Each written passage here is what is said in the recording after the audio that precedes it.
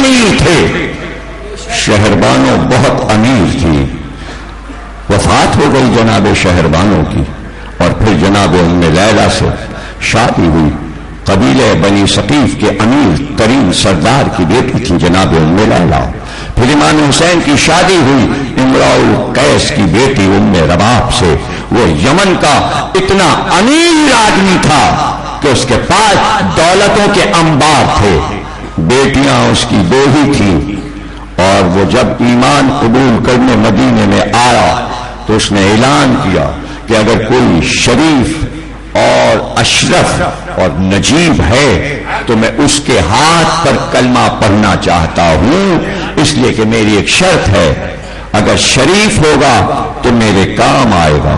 یہ اعلان علی تک پہنچا، علی تک امراء القیس پہنچا. اس نے چہرہ دیکھا کہ بے شک آپ چہرے سے اور قامت سے نجیب اور اشرف لگتے ہیں، میں آپ کے ہاتھ پر بیعت کر کے کلمہ پڑھتا ہوں. علی نے کہا شرط کیا ہے؟ کہا شرط یہ ہے کہ میں بوڑھا ہو گیا ہوں اور اتنی دولت ہے میرے پاس، بیٹیاں 2 ہیں، میں چاہتا ہوں شریف خاندان میں بیٹیاں جائیں اور پھر یہ دولت میں اس کے حوالے کروں کہ میری بیٹیوں کی دولت کی حفاظت کرے تاکہ اس کے اولاد کے کام آئے. اس نے اپنی ساری دولت بیٹیوں کے نام لکھ دی. تو علی نے کہا مت پریشان ہو، تیری بڑی بیٹی کی شادی میں اپنے بڑے بیٹے حسن مجتبی سے کرتا ہوں اور چھوٹی بیٹی کی شادی میں حسین کے ساتھ کرتا ہوں، لیکن میرے گھر کا دستور ہے کہ جب میں بیاہ کر لاتا ہوں بہویں تو خطاب خود عطا کرتا ہوں.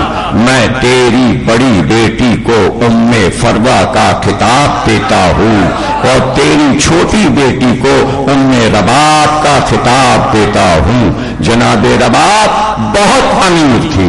مولا علی نے ان کے لیے بہت بڑا گھر بنوایا مدینے میں انہی کی دولت سے، جس میں جناب ام رباب اور ام فروا کی والدہ رہی تا حیات، اور جب تک امراء القیس زندہ رہے اسی مکان میں رہے، اور پھر جب انتقال ہوا تو جنت البقیع میں دونوں دفن کیے گئے. لیکن جب تک ام رباب کی ماں زندہ رہی اور باپ زندہ رہے، اکثر ایسا ہوتا کہ اپنے بچوں کو لے کر اپنے مائکے چلی جاتی، اور جب وہ جاتی تو حسین 4 شعر پڑھا کرتے تھے، اور ان شعروں کا مفہوم یہ تھا کہ جس گھر میں رباب اور سکینہ نہ ہو مجھ کو وہ گھر اچھا نہیں لگتا، اس لیے کہ رباب اور سکینہ سے میں سکون پاتا ہوں.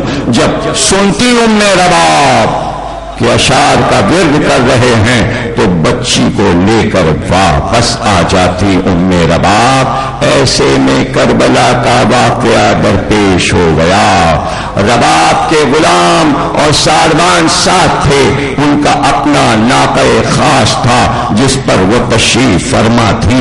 دولت کی کمی نہیں تھی، اگر چاہتے امام حسین تو جیسے خدیجہ نے اپنی دولت پیغمبر پر سے لٹائی تھی، اگر اشارہ کرتے ام رباب کو تو ام رباب اپنی دولت حسین پر سے فدا کر دیتی. لیکن حسین یہ نہیں چاہتے تھے کہ یتیم بچیوں کی دولت میں لے لوں.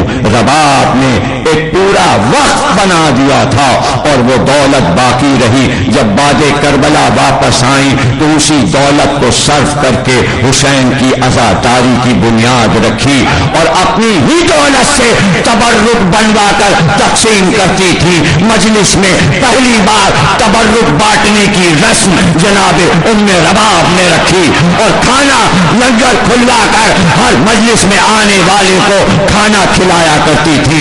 تو وہ حسین کو رونے آئے ہیں اور جب تک زندہ رہی روتی رہی. عزا خانہ بنوایا، اپنے گھر کو عزا خانہ قرار دیا، رویا کرتی تھی، رات و دن روتی، اور جب مجلس میں عورتیں آتی تو انہیں نظر بھی دیتی، انہیں کھانا بھی کھلاتی، تبرک بھی بانٹتی. اور یہ وجہ اس لیے ہوئی کہ ایک دن دیکھا کہ مدینے کی رونے والیاں رو تو رہی تھی چیخ کر لیکن آنکھ سے آنسو نہیں گر رہے تھے. تو ام رباب نے بلا کر پوچھا کہ آنسو کیوں نہیں گرتے تھے تمہارے تو انہوں نے کہا ہم نے آج پورے دن کچھ کھایا نہیں. آنسوؤں کا تعلق غذا سے ہے. خالی پیٹ آنسو خشک ہو جاتے ہیں. اس دن سے جناب رباب نے مجلس میں تبرک رکھا. اب سمجھے کہ تبرک کیوں بڑھتا ہے. عزادار صبح کو گھر سے نکلتا ہے, پھر گھر واپس نہیں جاتا, رات تک مجلسیں کرتا ہے. اگر کھانا نہ کھائے تو یا علی کا نعرہ کیسے لگائے اور آنسو کیسے بہیں. اس لیے راستے میں لنگر کا دستور ہے کہ عزادار جا رہے ہیں اور کسی نے ہاتھ میں تبرک دے دیا تاکہ اسے کھا کر سبیل کا پانی پی لو, تاکہ اتنی طاقت ہو کہ یا حسین کہہ سکو, آنکھ سے آنسو گرا سکو. اے بی بی رباب آپ پر سلام کہ آپ نے ہمیں رونے کا طریقہ اور سلیقہ بتا دیا. کیا کہنا جناب ام رباب کا. جناب ام رباب چونکہ یمن کی رہنے والی تھی اور وہاں کے بادشاہوں کا طریقہ تھا کہ اگر بیٹا نہیں ہوتا تھا کسی سردار کے تو وہ اپنی بیٹیوں کو وہ سب کچھ میدان جنگ کے اسلحے سکھا دیتے تھے جو بیٹا سیکھتا.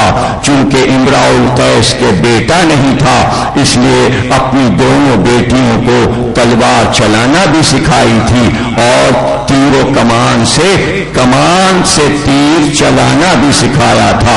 اس لیے جناب ام رباب اس علم کی ماہر تھی, لیکن شادی کے بعد کبھی نہ تلوار چھوئی نہ کبھی تیر و کمان چھوا. اس لیے کہ باپ لا الہ کہہ چکا تھا اور رباب کو گھر کا دستور معلوم تھا کہ یہاں شریعت میں عورت پہ جہاد ساقط ہے. اس لیے کبھی جناب ام رباب نے مڑ کر تلوار کی طرف نہیں دیکھا.